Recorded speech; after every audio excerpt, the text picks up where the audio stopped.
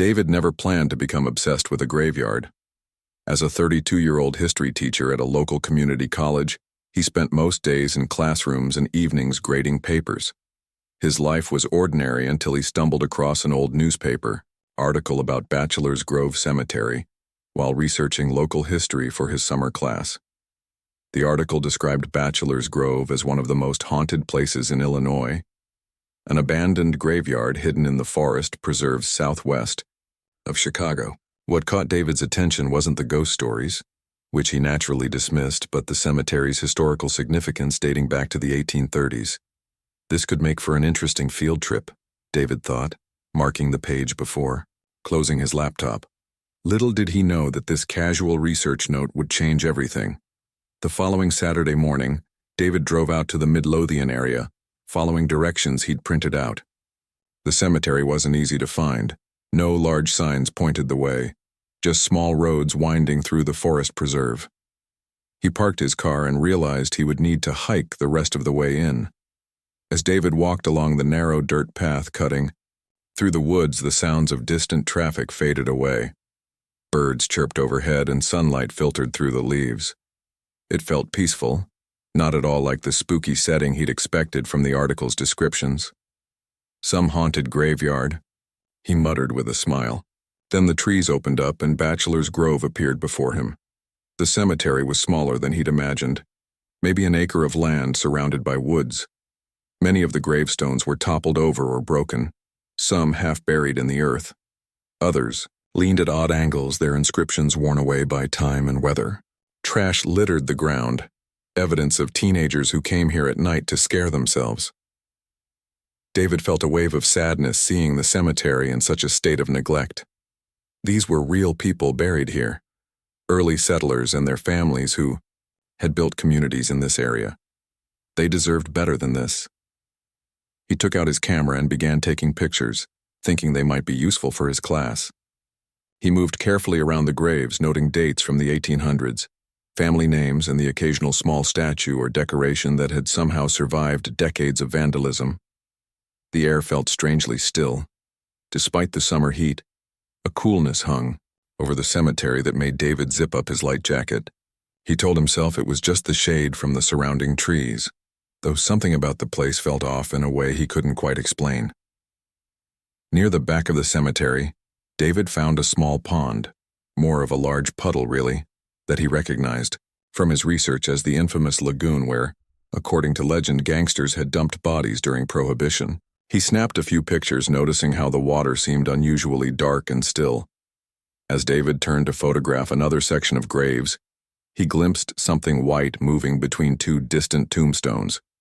He squinted, thinking it might be a plastic bag caught in the breeze, but there was no wind today. When he looked again, whatever it was had vanished. "Hello?" he called out. "Anybody there?" Only silence answered him. David shook his head, blaming his imagination for playing tricks. He'd read too many ghost stories about this place last night. Still, he couldn't shake the feeling that he wasn't alone. He continued taking pictures, making notes about the cemetery's layout and the names he could still read on the stones. The place had a sad beauty to it, nature slowly reclaiming what humans had abandoned. Tall grass grew between the graves, and wildflowers bloomed in unexpected places. David was so focused on his work that he nearly jumped out of his skin when his phone rang. It was his friend Mike, a librarian at the college. "Hey, where are you?" Mike asked. "I thought we were meeting for lunch at noon." David checked his watch, surprised to see it was already past 1 o'clock. "I'm so sorry. I completely lost track of time. I'm out at Bachelor's Grove Cemetery doing some research. That creepy old place." Mike's voice held a note of concern. "My grandpa used to tell stories about that cemetery. He said people would see things there. Weird things. It's just an old graveyard that people have built up with scary stories," David said, though he couldn't help glancing around as he spoke. "I'm actually about to head back. Rain check on lunch." After hanging up, David decided to take a few more pictures before leaving. As he raised his camera to capture a particularly old headstone, a cold sensation passed through him, like walking through an invisible wall of ice water. He shivered violently, nearly dropping his camera. At that exact moment, the device's battery died. Strange, since he'd charged it fully that morning. David tried to turn it back on, but with no success. With a sigh, he packed it away and prepared to leave, making a mental note to return with a notebook next time. As he walked toward the path that would take him back to his car, something caught his eye. A gravestone he hadn't noticed before stood, apart from the others, partially hidden by a gnarled old tree. The stone was in better condition than most, with clearly legible writing. The name Eleanor Wilson was carved at the top, with dates indicating she had died in 1905 at just 27 years old. What struck David as odd was that this grave looked recently tended. No weeds grew around it, and a small bunch of wildflowers lay at its base. In this neglected cemetery, someone still cared enough to visit this particular grave. As David stood there, the temperature seemed to drop again. A strange fog began rolling in from the direction of the lagoon, unusually thick for a summer afternoon. Through the mist, David could have sworn he saw a figure in white standing by the water's edge. A woman with her back turned to him. "Hello?" he called again, louder this time. The figure didn't move or respond. David hesitated, unsure whether to approach or leave. His practical mind told him it was probably just another visitor to the cemetery, but something deeper warned him to go. The fog grew thicker, making it hard to see more than a few feet ahead. Deciding it was time to leave, David turned and quickly made his way back to the path. That night, as David downloaded the pictures from his camera's memory card, the battery mysteriously working again once he got home, he noticed something strange. In several photos, there appeared to be a faint white shape that he hadn't seen while at the cemetery. Something that looked disturbingly like a woman in an old-fashioned white dress. "It's just lens flare or dust," he told himself, but his hands trembled slightly as he clicked through the images. In one particular photo of the lagoon, the shape was clearer. A woman sitting on what looked like a fallen grave marker, her face turned away from the camera. David felt his mouth go dry. He hadn't seen anyone sitting there when he took the picture. He zoomed in, trying to rationalize what he was seeing, when his phone rang again, making him jump. "Unknown number." He answered hesitantly. "Hello?" At first, there was only static on the line. Then very faintly a woman's voice whispered, "You saw me today." "Who is this?" David demanded, his heart pounding. "Come back to Bachelor's Grove." The voice continued, so soft he had to strain to hear it. "I have something to show you." The line went dead. David sat frozen, phone still pressed to his ear. When he finally lowered it, he noticed something that made his blood run cold. The last photo on his screen had changed. The woman in white was now facing the camera, her features blurred but her eyes somehow perfectly clear, staring directly at him through the screen. David slammed his laptop shut and backed away from his desk. As much as he wanted to dismiss everything, as tricks of light and coincidence, a part of him knew that something at Bachelor's Grove Cemetery had noticed him today, and whatever it was, it wanted him to return. Despite his fear, David found himself already planning his next visit. Something about the cemetery and its secrets had grabbed hold of him, a mystery his historian's mind couldn't resist. If there was truth behind the legends of Bachelor's Grove, he was determined to find it, no matter where that search might lead. What David didn't realize was that by taking those photographs, by showing interest in the forgotten souls of Bachelor's Grove, he had already opened a door that would not easily be closed again. The cemetery had been waiting for someone like him, someone who would listen to its stories, and now that it had his attention, Bachelor's Grove wasn't going to let him go. David couldn't sleep that night. Every time he closed his eyes, he saw the woman from the photograph staring back at him. Around 3 a.m, he gave up on sleep entirely and went to his study. He opened his laptop, bracing himself before looking at the photos again. Tiro.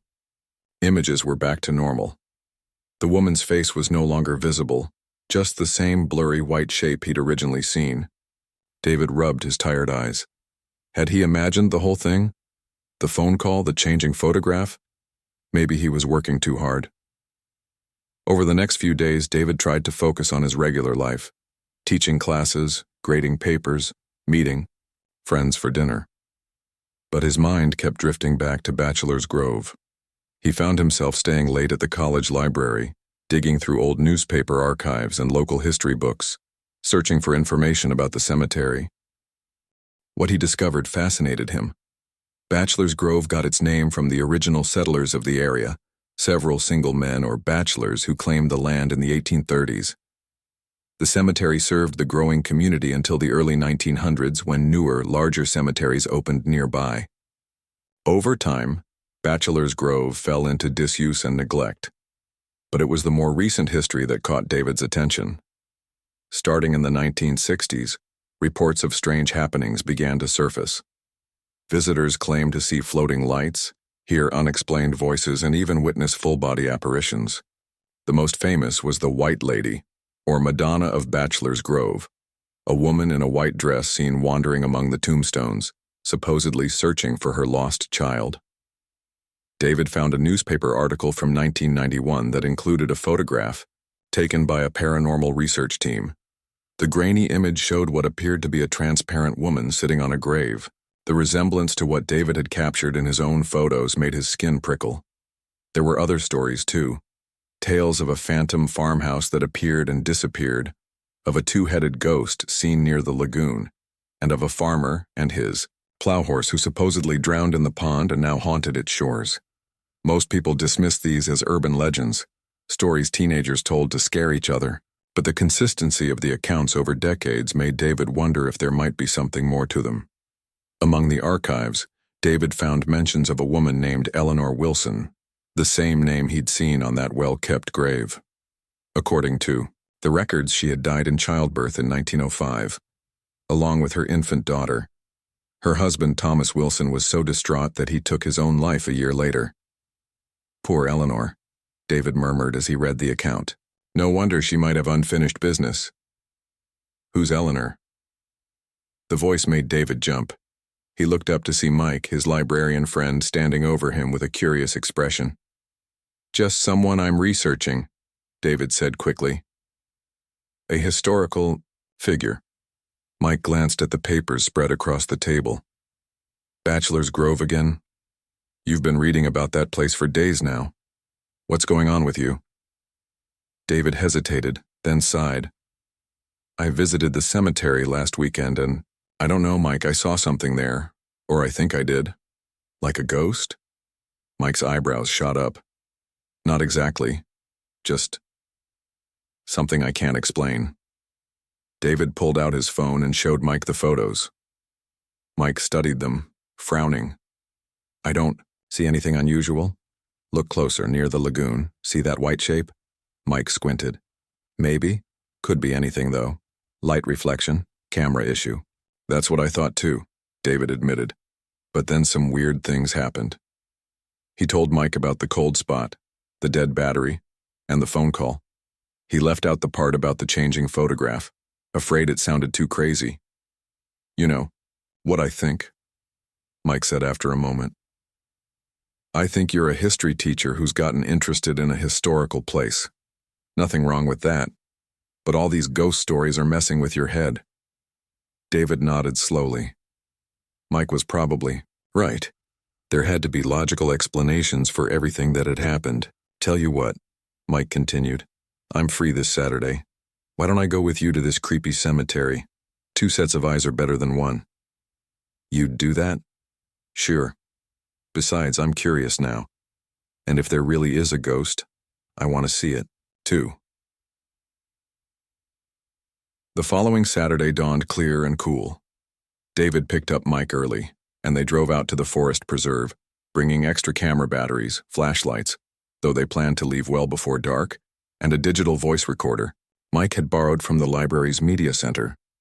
Just in case we want to capture any ghostly whispers, he said with a grin. The hike to the cemetery seemed shorter this time.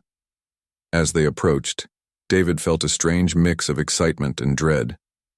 Part of him hoped something would happen to prove he wasn't imagining things. Another part hoped this visit would be completely normal, free of unsettling experiences. Bachelor's Grove looked different in the morning light, less menacing, more melancholy. David led Mike around, pointing out interesting gravestones and sharing historical facts he'd learned. They took photos and recordings, Mike listening patiently as David grew increasingly animated about the cemetery's past. "And over here," David said, leading his friend toward the back of the cemetery, "is Eleanor Wilson's grave." But when they reached the spot where the well-tended gravestone had stood, David stopped short. The grave was there, but now it looked, like all the others, neglected, with weeds growing around it and no flowers in sight. "I don't understand," David muttered. "It was different last time. Someone had left flowers." Mike gave him a concerned look but didn't comment. They continued their exploration, making their way toward the lagoon. As they approached the murky water, David's voice recorder, which had been running the whole time, suddenly emitted a high-pitched squeal. Both men jumped at the noise. "Battery problem?" Mike suggested, but his voice had lost its skeptical edge. David checked the device. "Battery's fine, that was weird." They stood at the edge of the lagoon looking out over the dark water. The air felt heavier here, the silence deeper. "So this is where the gangsters supposedly dumped bodies?" Mike asked. David nodded. "According to the stories. There's no actual evidence of that, though. Still, it's creepy as—" Mike broke off, his eyes widening as he stared past David's shoulder. "What?" David turned quickly to look. "I thought I saw someone standing there," Mike said, pointing to a cluster of trees. "A woman, I think." They both stared at the spot, but there was nothing there now. David felt a chill run down his spine. "What did she look like?" Mike shrugged uncomfortably. "Just a shape, really, probably nothing." They decided to play back the voice recordings. Most of it was just their conversations, the crunch of leaves under their feet, birds calling in the distance. But about halfway through, beneath their recorded voices, there was something else. A woman's voice, too faint to make out the words. "That's not possible," Mike whispered. There was no one else here. They played it again, straining to hear. This time David caught what sounded like, "Help me find her." Mike's face had gone pale. "I think we should go." David nodded, but as they turned to leave, a cold breeze swept through the cemetery, causing both men to shiver. The trees around them began to sway, their branches creaking. Dark clouds rolled in overhead, turning the bright morning suddenly gloomy. "Weather changing," Mike said, but his voice trembled slightly. As they hurried toward the path, David glanced back at Eleanor's grave one last time. For just a moment, he thought he saw fresh flowers there again, and a figure in white kneeling beside the stone. He blinked, and the vision was gone. Back in David's car, they sat in silence for a long moment. Finally, Mike spoke. "That was not what I expected." "You heard it too, then? The voice?" Mike nodded slowly. "And I definitely saw something by those trees." "David, what are we dealing with here?" "I don't know," David admitted. "But I think Eleanor Wilson is trying to tell us something." "About what?" "Her daughter," David said, remembering the whispered words on the recording. "She lost her baby when she died. Maybe she's still looking for her." On the drive home, they discussed what to do next. Mike was clearly shaken by the experience, but also intrigued. He suggested they research more about Eleanor and her family, maybe even try to find living relatives who might know more about the story. "The local historical society might have records," he offered. "I can help you look." David agreed, feeling a strange mix of excitement and dread. Whatever was happening at Bachelor's Grove, he was now certain it wasn't just his imagination, and the historian in him couldn't walk away from this mystery. That night, as David was drifting off to sleep, his phone chimed with a text message. It was from Mike. "Found something. Eleanor's great-niece might still be alive. Lives in town. Her name is Patricia Chambers." David stared at the message, a plan already forming in his mind. Tomorrow he would try to find this Patricia Chambers. Perhaps she could shed light on why her great-aunt's spirit seemed unable to rest. As he set his phone down, the lights in his bedroom flickered briefly. In the momentary darkness, David could have sworn he glimpsed a woman in white standing in the corner of his room. When the light steadied, there was nothing there, but a chill remained in the air, and with it, the certainty that Eleanor Wilson had somehow followed him home from Bachelor's Grove. David woke up early the next morning, his mind racing with thoughts of Eleanor Wilson and her great niece. After a quick shower and breakfast, he called Mike. "I want to talk to Patricia Chambers today," he said without preamble. "How did you find her?"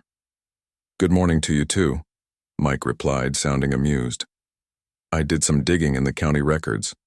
Patricia Chambers is 76 years old and lives in a retirement community about 20 minutes from here. We can't just show up at her door," David said, thinking out loud. "That would seem weird." "Already solved that problem," Mike said. "I called the community center this morning and found out she volunteers at their library on Sundays, which is today. She'll be there from 1 to 4. David felt a rush of gratitude for his friend's initiative. "Mike, you're amazing. Want to come with me?" "Can't. Family lunch that I can't get out of. But call me the second you're done talking to her." The retirement community was a pleasant collection of single-story buildings surrounded by well-kept gardens. David found the community center easily and walked into a small but cozy library. An elderly woman with silver hair and bright blue eyes sat at the front desk, sorting through a stack of books. "Excuse me," David said. "I'm looking for Patricia Chambers." The woman looked up and smiled. "That's me. How can I help you?" David introduced himself as a history teacher, researching local families. "I'm particularly interested in the Wilson family, who had connections to Bachelor's Grove Cemetery. I understand you might be related to them." Patricia's smile faded slightly. "The Wilsons? That's my mother's side of the family. Why are you asking about them?" "I've been researching the cemetery's history," David explained. "I came across the story of Eleanor Wilson and was touched by it. I'd love to learn more about her if you don't mind sharing." Patricia studied him for a moment, then nodded slowly. "Not many people ask about Eleanor anymore. Have a seat." David sat in a chair across from her desk, trying to contain his excitement. "Eleanor Wilson was my great-aunt," Patricia began. "My grandmother's sister. She died young in childbirth. It was very tragic. Her husband Thomas was devastated. The story was passed down in our family." "I read that he took his own life," David said gently. Patricia nodded. "A year after Eleanor and the baby died. He couldn't bear to live without them. But there's more to the story than most people know." She glanced around to make sure no one was listening, then lowered her voice. "The baby didn't die. Not right away. She was born alive but very weak. Thomas named her Catherine after Eleanor's mother. The doctor didn't think she would survive the night, but she did.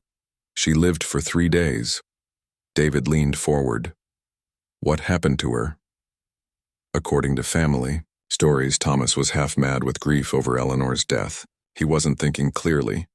Instead of burying the baby properly when she died, the story goes that he buried her somewhere in the woods near the cemetery, not in consecrated ground.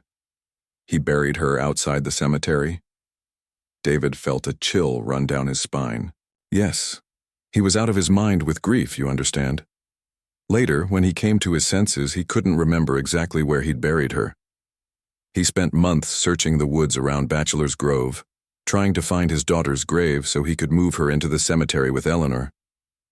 But he never found her. And then he took his own life, David said softly. Patricia nodded. The family believed he couldn't live with what he'd done, leaving his daughter in unmarked ground, lost forever. David thought about the voice on the recording. Help me find her.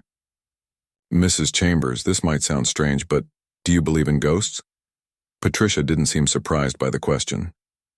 I believe there are things in this world we can't explain. Why do you ask? David hesitated, then decided to be honest. I've visited Bachelor's Grove twice now. I've experienced some unusual things there, specifically around Eleanor's grave. I heard a woman's voice on a recording saying, "Help me find her." Instead of dismissing him, Patricia simply nodded. You're not the first person to have experiences there. Eleanor's story is well known among those who study the paranormal. They say she wanders the cemetery and the surrounding woods, looking for her lost child. Have you ever visited her grave? David asked. Not for many years. I used to go as a young woman leave flowers, but that place has a heaviness to it that I found difficult. The last time I went, about 20 years ago, I felt something follow me home. Nothing dangerous, just a presence. It lasted for weeks before fading away. David's heart beat faster. That's happening to me. I feel like she's trying to communicate something. Patricia looked at him with sympathy. You've opened a door, young man. Eleanor's been waiting a long time for someone to help her. Help her find Catherine, David murmured. Yes, that's what the family has always believed she wants, to be reunited with her child. After talking a while longer and getting Patricia's phone number, David left the retirement community with his mind whirling. He immediately called Mike and arranged to meet at a coffee shop. So the baby wasn't buried in the cemetery, Mike said after David had relayed everything. That actually makes sense. If Eleanor's spirit is restless, it would explain why. I think she wants us to find Catherine's grave, David said. But how?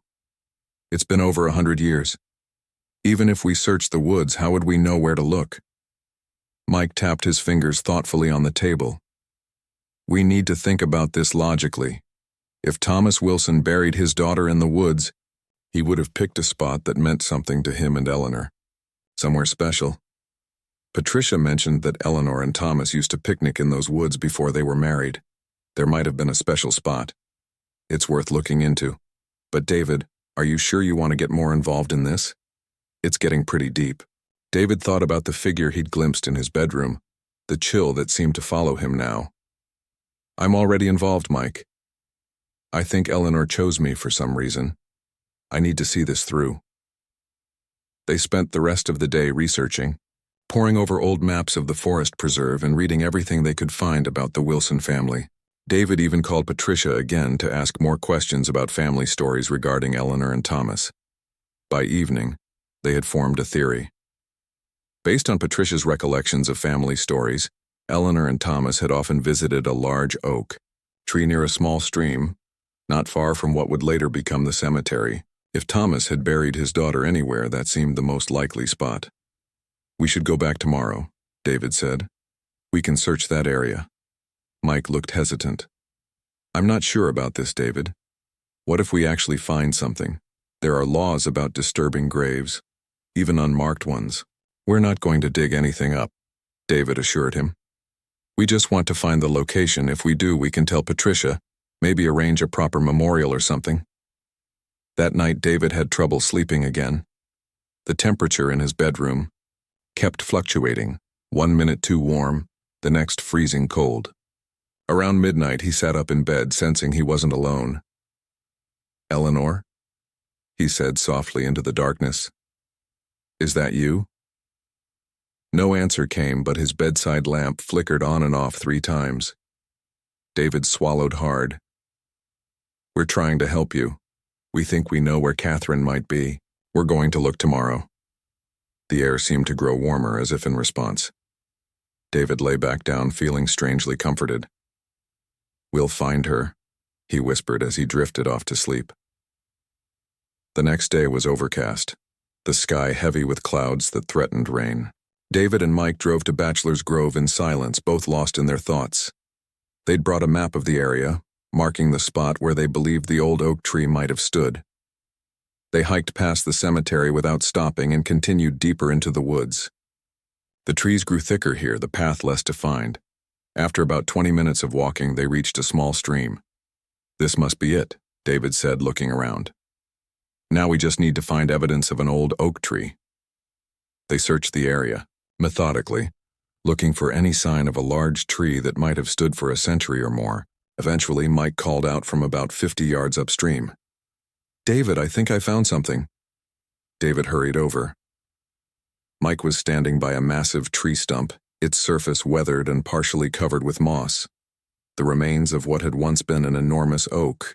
This has to be it, David said, feeling a strange certainty.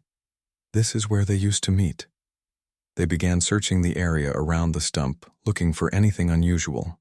A depression in the ground, stones arranged in a pattern, anything that might indicate a small grave. As they searched, the air grew noticeably colder.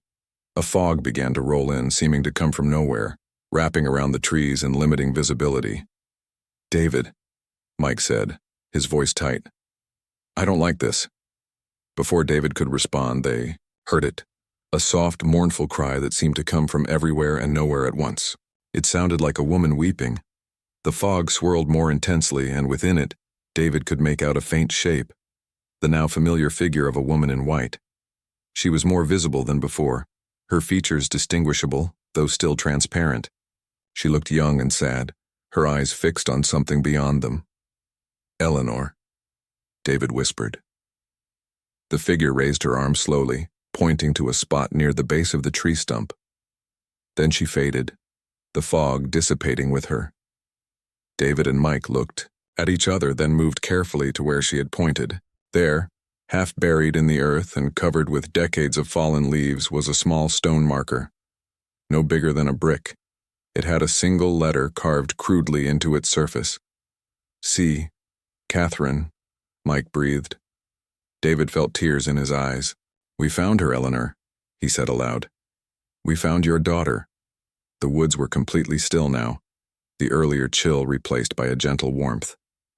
Somewhere in the distance, birds began to sing again. They carefully cleared the leaves and dirt from the small marker, making it visible.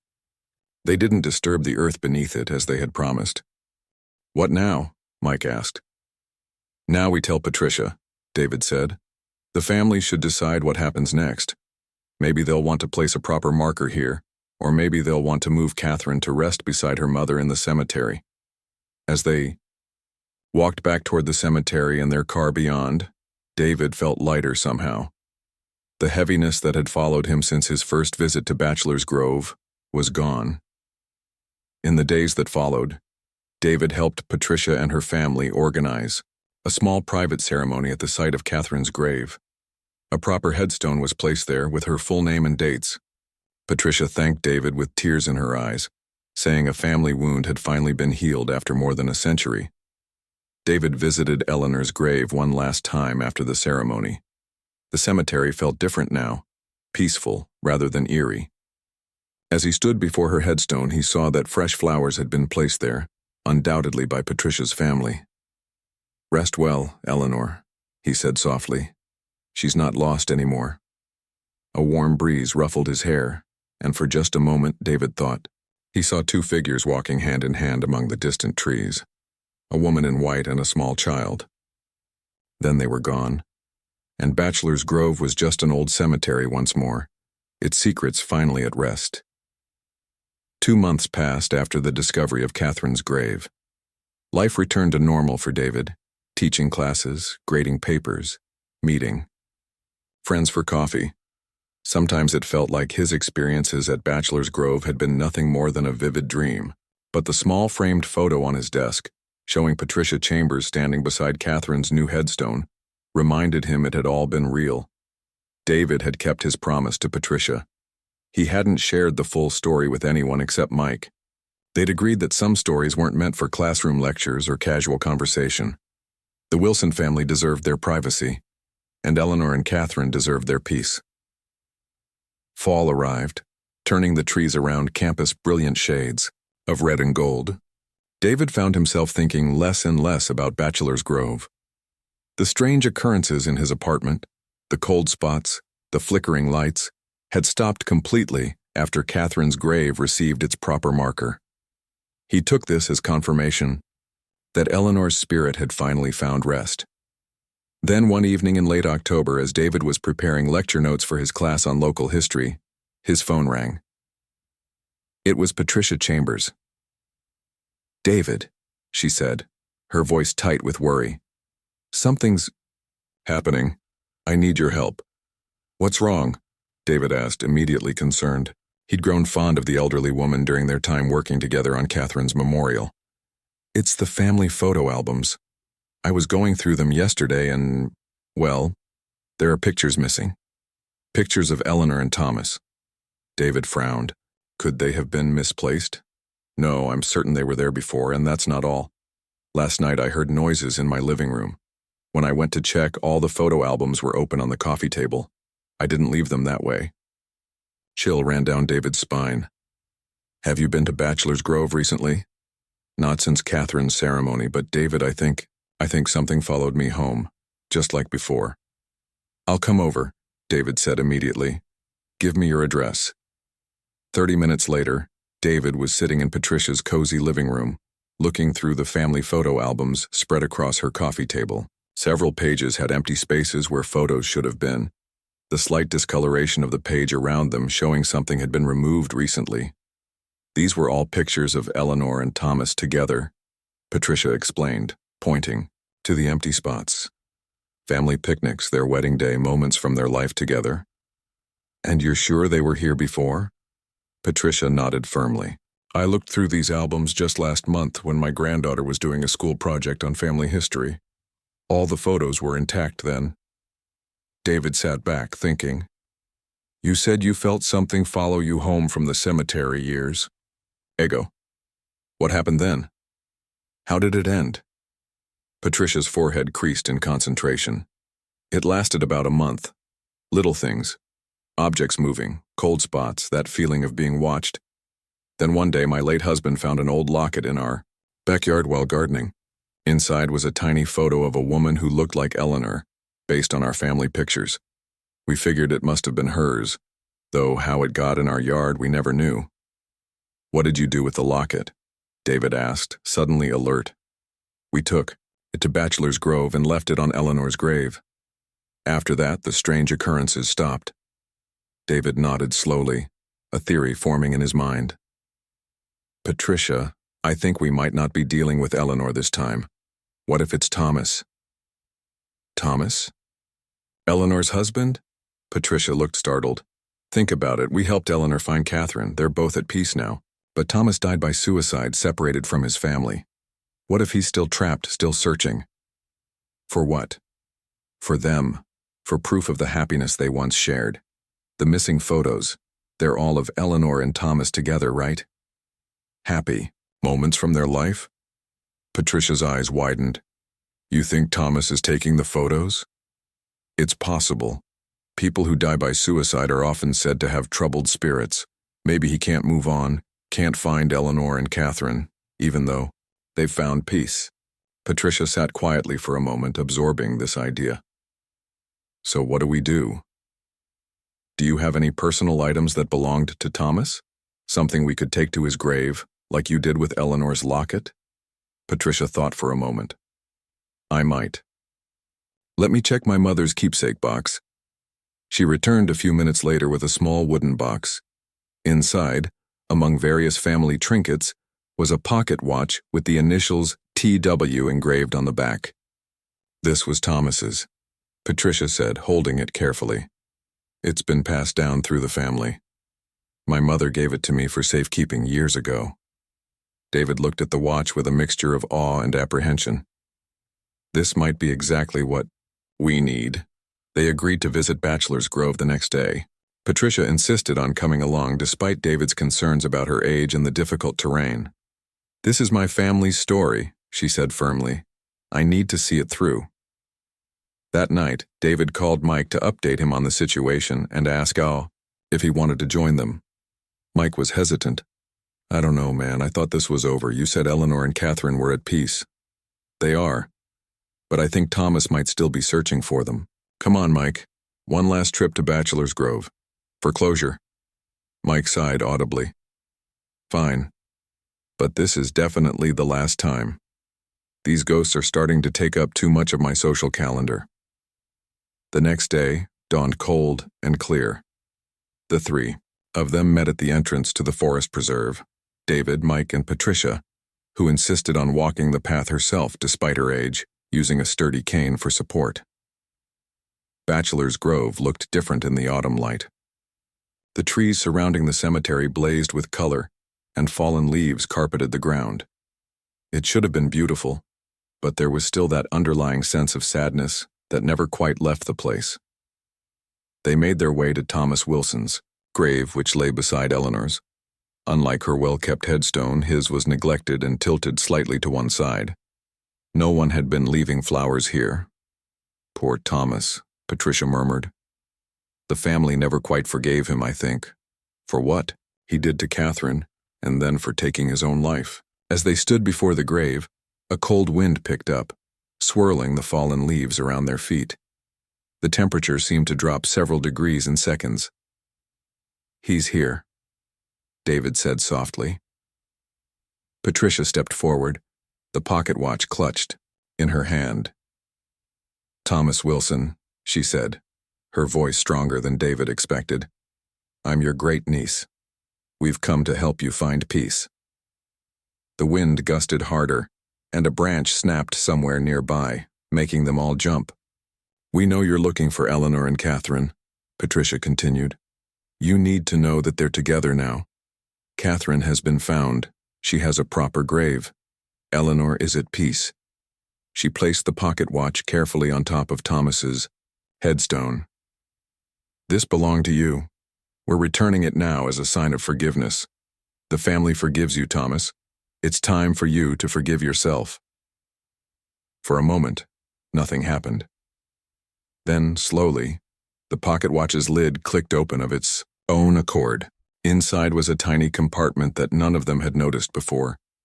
Patricia gently pried it open with her fingernail. Inside was a minuscule lock of dark hair tied with thread. "A baby's hair," Patricia whispered. "Catherine's, most likely. He kept it with him always." As they watched in amazement, the lock of hair began to glow with a soft golden light. The light spread, expanding into a shimmering figure. A man in old-fashioned clothes, his face drawn with sorrow, but his eyes full of desperate hope. None of them spoke. None of them even breathed. The spectral figure of Thomas Wilson looked at each of them in turn, his gaze lingering longest on Patricia. Then he turned toward the woods, toward the direction where Catherine's grave lay. Another light appeared, among the trees. 2 lights, actually. They approached slowly. A woman in white holding the hand of a small, glowing child. Eleanor and Catherine, more distinct than David had ever seen them before. Thomas's spirit stretched out his hands toward them. For a heartbeat, nothing happened. Then Eleanor and Catherine moved forward, closing the distance between them. When the 3 spirits met, there was a flash of light so bright that David, Mike, and Patricia had to shield their eyes. When they looked again, the spirits were gone.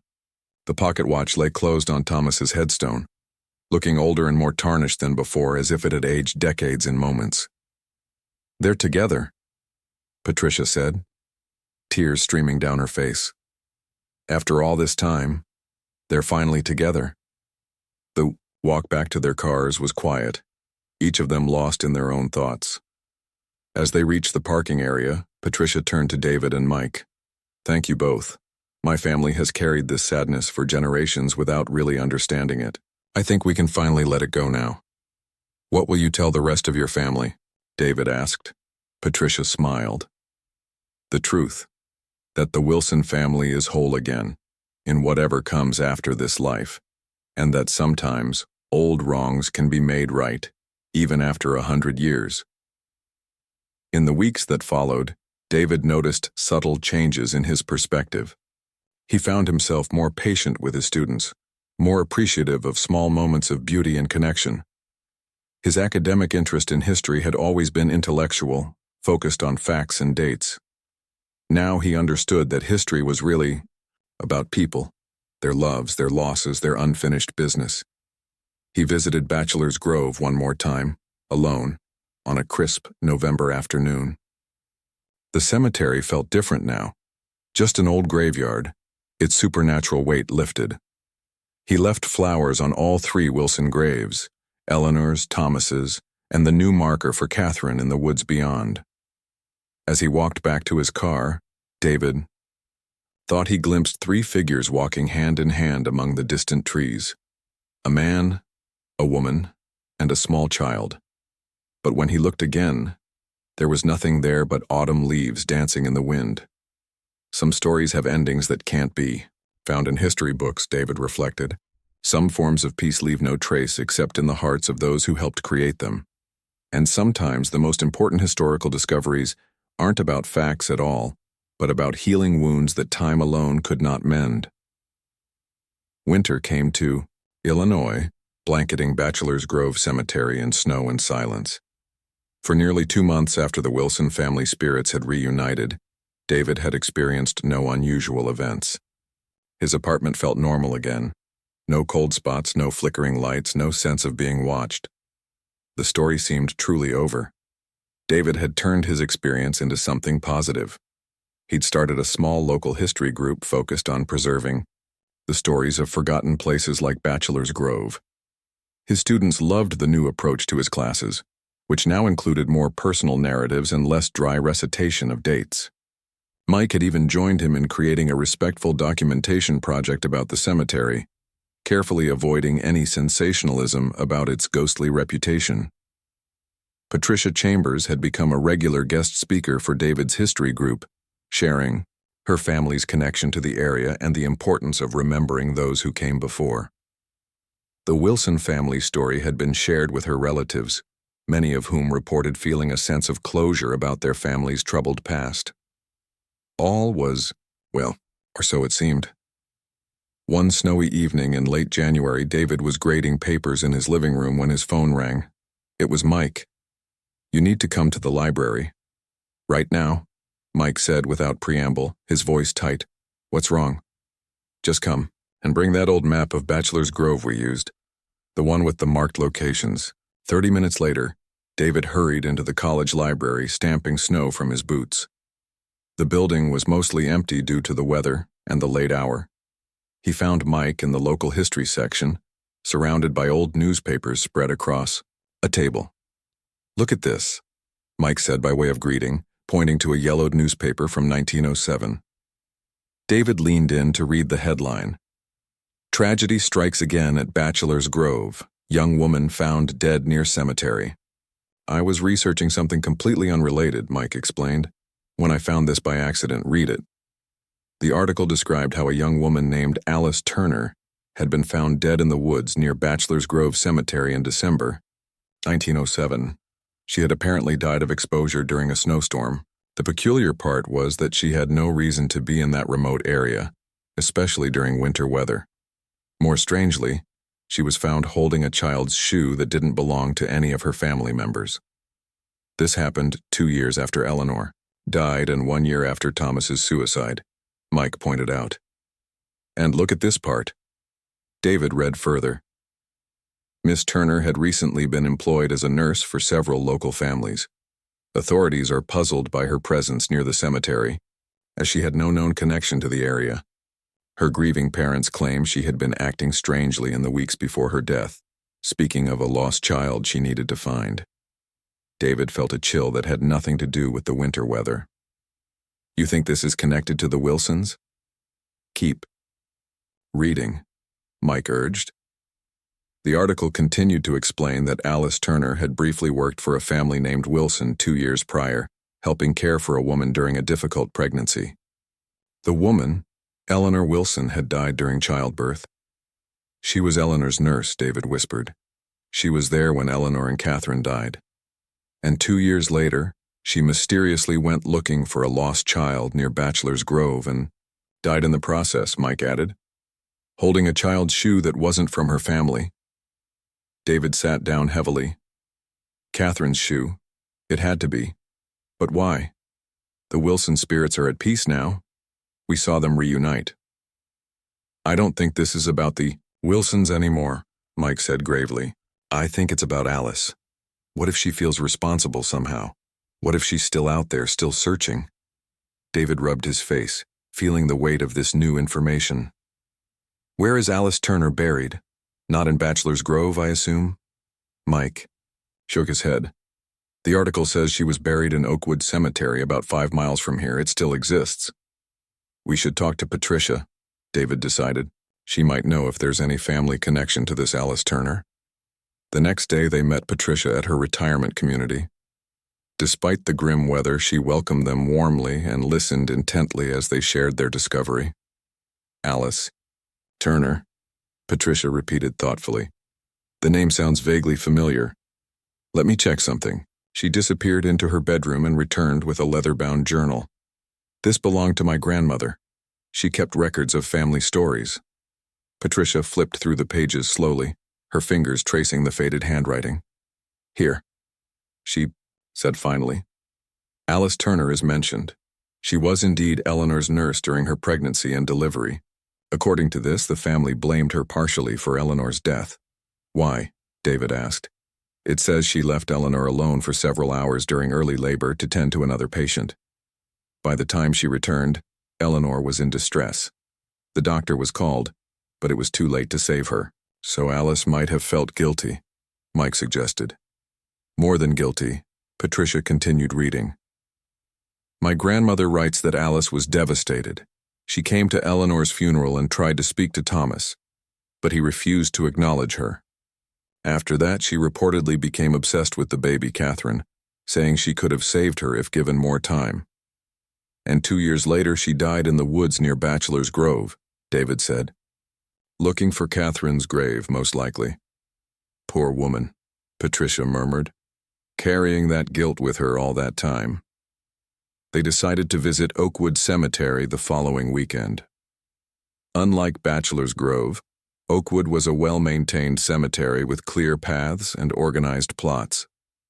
They found Alice Turner's grave in an older section, a simple headstone with her name, dates, and the inscription, Beloved Daughter.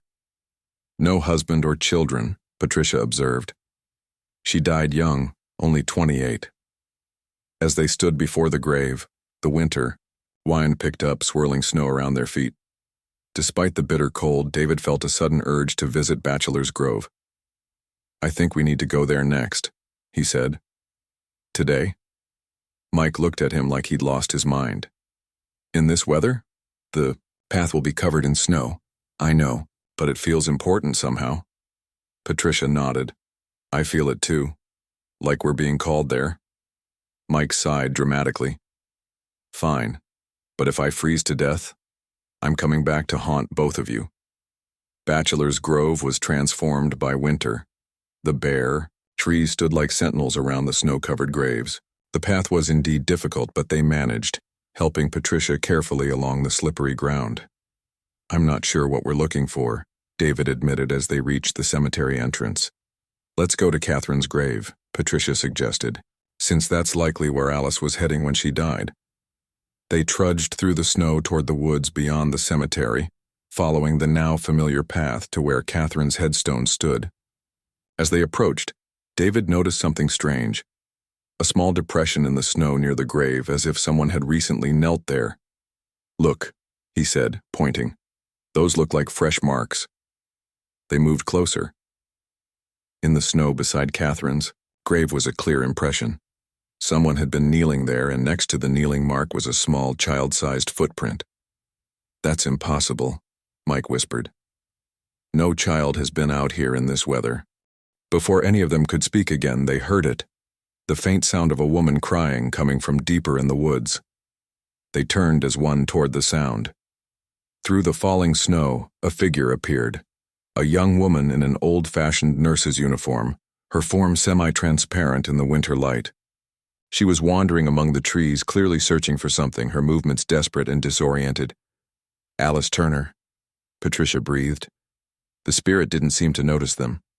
She continued moving through the trees, occasionally stopping, to look around before moving on, her sobs carrying on the wind. She's still looking for Catherine, David said. Even after all this time. She doesn't know we found her. We need to show her, Patricia said firmly. They called out to the spirit, but she didn't respond. It was as if she were trapped in her own reality, separate from theirs despite being visible to them. The shoe, Mike said suddenly. The article mentioned she was found with a child's shoe. Maybe that's what she's looking for, something to leave at Catherine's grave. David nodded, understanding. But what can we use? We don't have anything of Catherine's. Patricia reached into her coat pocket and pulled out a small antique baby booty, yellowed with age. I brought this. It belonged to Thomas and Eleanor's baby. It's been in our family collection all these years. David and Mike stared at her in surprise. "I had a feeling we might need it," she explained simply. Patricia stepped forward, the tiny booty in her outstretched hand. "Alice," she called. "Alice Turner. We have something for Catherine. We know where she is." This time the spirit paused. She turned slowly toward Patricia, her transparent face streaked with ghostly tears. "Catherine is here," Patricia said, moving carefully toward Catherine's headstone. "She's been found. She has a proper grave now." The spirit of Alice Turner drifted closer, her eyes fixed on the booty in Patricia's hand. "You can leave this for her," Patricia continued gently. "Your task is complete. You can rest now."